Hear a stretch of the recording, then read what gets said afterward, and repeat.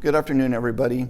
I want to start this video out by thanking everybody for stepping up and working through this challenge. We know it's a really hard time to get through, and myself and the fire chief really appreciate the efforts that you've done.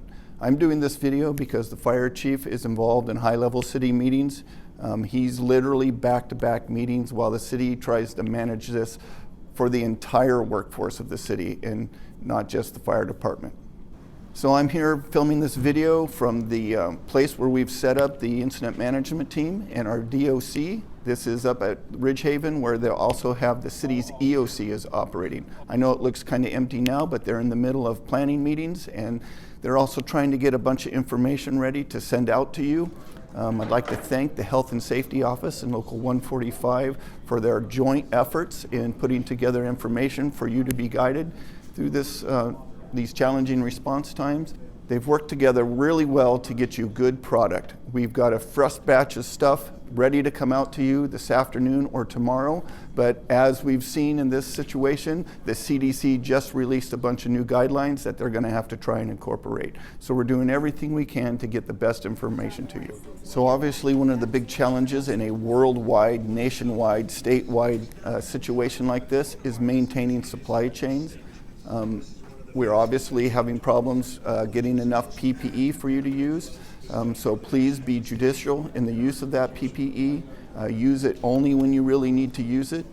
We have a team of people here that are working diligently to get you everything that you need, and we're using all of our contacts through AMR, county OES, state OES, and even reaching out to national contracts that we can tap into to get you the PPE. In managing these incidents, I know that we've talked about utilizing mission-driven culture, and that's exactly what we want you to do. We're all problem solvers, but in a big situation like this, we also have to remember to stay within our chain of command. The only way we can efficiently address your needs, capture what you need out there as far as support, is if you communicate through your chains of command.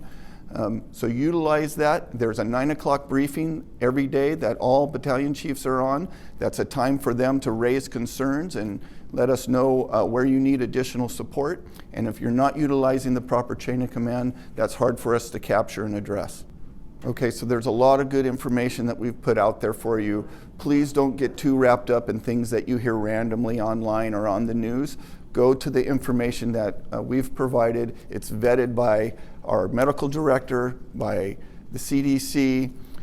It's vetted by your union, who has a seat here with us and is vetting everything as well. Thank you very much for all the work you're doing out there. Please try to stay positive and take care of your crews through this difficult time. And myself or the fire chief will continue to try to put out these short little videos to give you the up-to-date information. Thanks again.